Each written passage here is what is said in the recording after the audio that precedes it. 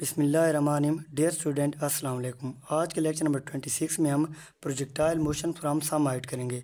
तो पहले हमने 2-3 लेक्चर के अंदर प्रोजेक्टाइल मोशन जो है ग्राउंड टू ग्राउंड वाला सारा कवर कर लिया, उसके हमने शॉर्टकट भी कर लिए, न्यूमेरिकल भी कर लिए। आज जो हमारे पास है projectile motion from some height. एक हम किसी भी ऑब्जेक्ट को हॉरिजॉन्टली प्रोजेक्ट करते हैं, दूसरा हमारे पास है सम एंगल पे। तो पहला हम करते हैं projectile motion from some height, जिसमें हम किसी भी ऑब्जेक्ट को हॉरिजॉन्टली प्रोजेक्ट कर रहे हैं विद इनिशियल वेलोसिटी u के साथ।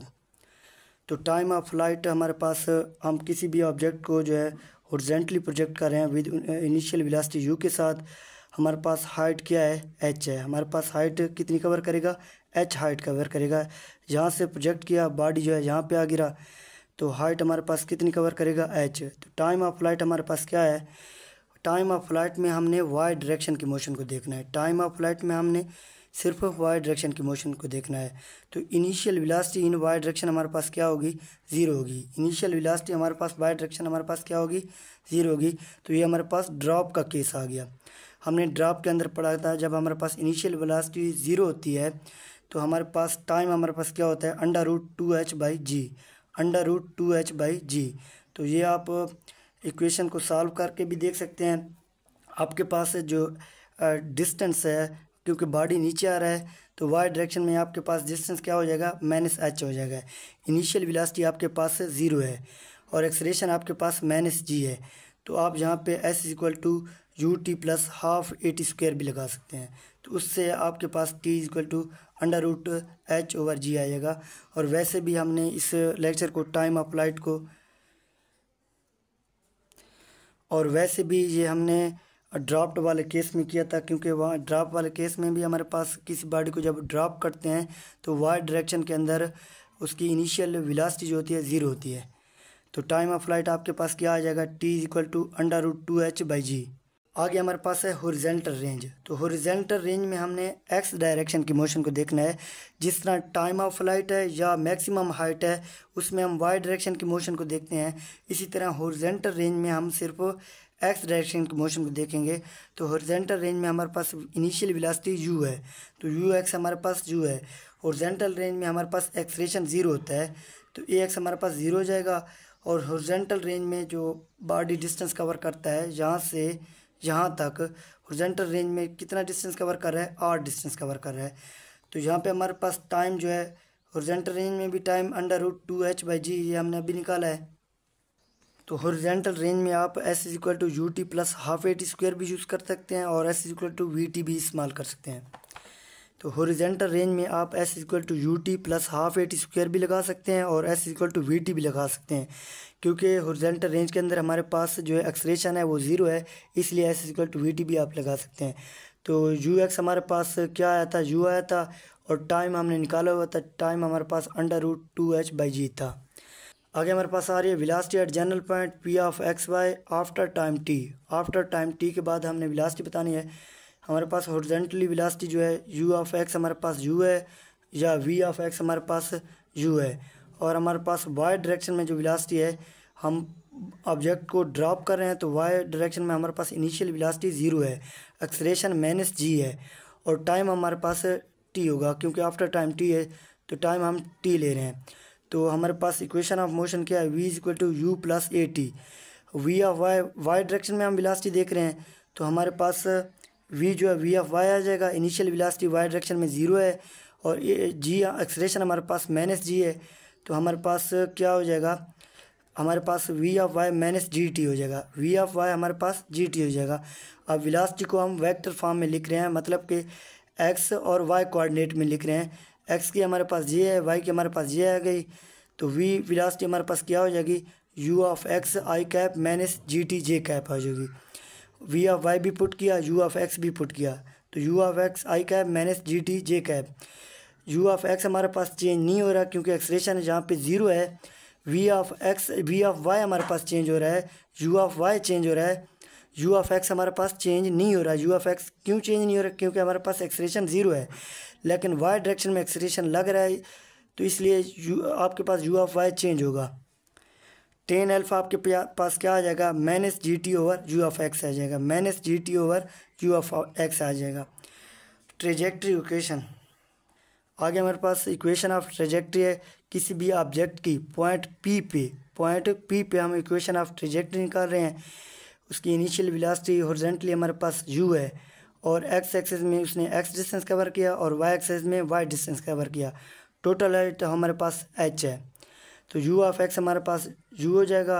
एक्सेलरेशन x की डायरेक्शन में हमारे पास 0 होता है और डिस्टेंस x एक्सिस में हमारे पास x कवर किया है और टाइम हमारे पास t है। तो s हमारे पास क्या आ जाएगा, equation of motion s equal to u t plus half a t. तो x एक्सिस में हमारे पास एक्सेलरेशन 0 है तो इसलिए ये टर्म हमारे पास 0 हो जाएगी। s की जगह हमारे पास x आ जाएगा क्योंकि s ऑफ x हमारे पास x है, डिस्टेंस x डायरेक्शन में x कवर किया है तो x हमारे पास ut हो जाएगा, x हमारे पास ut हो जाएगा। और y डायरेक्शन में आपको पता है कि y डायरेक्शन में हमने पार्टिकल को ऐसे समझे कि ड्रॉप किया है, ड्रॉप का केस है तो y डायरेक्शन में इसकी इनिशियल वेलोसिटी 0 होगी, u ऑफ y आपके पास 0 आ जाएगा। एक्सेलरेशन आपके पास -g होता है, एक्सेलरेशन आपके पास -g होता है और डिस्टेंस आपका डिस्प्लेसमेंट आपके पास -y है। डिस्प्लेसमेंट टाइम t में आपके पास y है क्योंकि इनिशियल पोजीशन ऊपर आ गई, फाइनल पोजीशन नीचे आ गई और वैसे भी ऑब्जेक्ट ऊपर से नीचे आ रहा है तो आपके पास डिस्प्लेसमेंट -y होगा। तो हमारे पास इक्वेशन ऑफ मोशन क्या हो जाएगी, s की जगह -y आ जाएगा।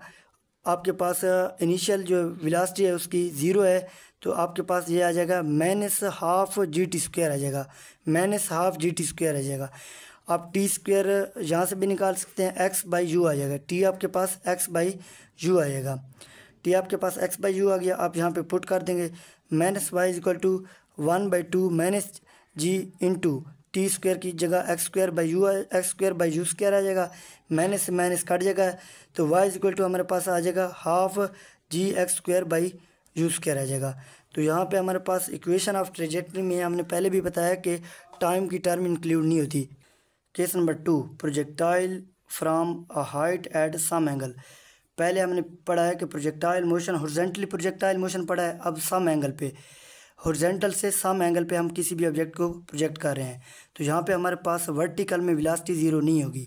जब हॉरिजॉन्टली कर रहे थे तो हॉरिजॉन्टली वेलोसिटी हमने दी थी लेकिन वर्टिकल में हमारे पास वेलोसिटी 0 थी, लेकिन अब सम एंगल पे कर रहे हैं तो हॉरिजॉन्टली हमारे पास वेलोसिटी, हॉरिजॉन्टली भी वेलोसिटी होगी, वर्टिकल भी इसकी कुछ ना कुछ वेलोसिटी होगी, वर्टिकल में भी इसकी कुछ ना कुछ वेलोसिटी होगी। अब वर्टिकल में इसकी वेलोसिटी 0 नहीं होगी, अब हमारे पास ये ड्रॉप केस वाला सीन नहीं है।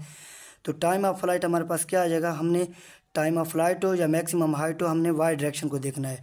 तो यहाँ पे हमारे पास वर्टिकल वेलोसिटी होगी तो यू ऑफ वाई हमारे पास यू साइन थीटा होगी क्योंकि हम ऑब्जेक्ट को जो है ऊपर की तरफ फेंक रहे हैं, ऊपर की तरफ प्रोजेक्ट कर रहे हैं तो हमारे पास वर्टिकल जो वेलोसिटी होगी पॉजिटिव होगी, यू साइन थीटा होगी। अगर आप ऐसे प्रोजेक्ट करते नीचे की तरफ आप प्रोजेक्ट करते तो आपके पास जो वेलोसिटी होगी -u साइन थीटा होती। वेलोसिटी किस तरह होती, -u साइन थीटा होगी। हमारे पास एक्सेलरेशन -g होगा चाहे ऊपर जाए या नीचे जाए और डिस्प्लेसमेंट जो ये कवर करेगा -h होगा, डिस्प्लेसमेंट जो ये कवर करेगा -h होगा क्योंकि ये नीचे की तरफ आएगा। तो हमारे पास इक्वेशन ऑफ मोशन क्या हो जाएगी, s equal to u t plus half GT²। आप s की जगह -h रखेंगे, ut आपके पास u जो है u साइन थीटा आ जाएगा, u sine theta into t आ जाएगा, आपके पास यहाँ पे t आ जाएगा और प्लस हाफ AT की जगह आपके पास -हाफ GT² आ जाएगा। अगर आपको h, u और साइन थीटा मालूम हो तो आप यहाँ से टाइम निकाल सकते हैं। इफ़ r इज़ नोन, अगर हमारे पास रेंज दी हो, रेंज का पता हो तो हमें पता है कि हॉरिजॉन्टल में हमारे पास एक्सेलरेशन नहीं होता तो हम सीधा s equal to v t लगा सकते हैं। तो हमारे पास t टाइम क्या हो जाएगा, r/u साइन थीटा आ जाएगा। हॉरिजॉन्टल रेंज में हमने सिर्फ x डायरेक्शन को देखना है तो हमारे पास रेंज में जो है एक्सेलरेशन 0 होता है और s equal to v t हम सीधा लगा सकते हैं। r हमारे पास क्या आ जाएगा, क्योंकि हॉरिजॉन्टल आप देख रहे हैं x डिस्टेंस में r रेंज कवर करेगा तो r इज इक्वल टू हमारे पास u cos theta into t आ जाएगा। Velocity at general point p of x/y after time t। y direction में हमारे पास अब वेलोसिटी होगी क्योंकि हम सम एंगल पे हॉरिजॉन्टल से सम एंगल पे प्रोजेक्ट कर रहे हैं तो u ऑफ y हमारे पास u साइन थीटा होगी। ए हमारे पास एक्सेलरेशन -g होगा, टाइम हम t ले रहे हैं तो वेलोसिटी हमारे पास वाई डायरेक्शन में क्या आ रही है, u sine theta minus g t आ रही है, u sine theta minus g t आ रही है। और टेन अल्फा हमारे पास क्या आएगा, v of y over v of x आएगा, v of y over v of x आएगा। तो यहाँ पे हमारे पास प्रोजेक्टाइल मोशन ख़त्म हो गई। हमने सारे शॉर्टकट न्यूमेरिकल प्लस सारे फार्मूले पढ़ लिए। आज का लेक्चर हमारे लिए थोड़ा मुश्किल था क्योंकि आज बिजली थी नहीं तो गर्मी बहुत ज़्यादा थी।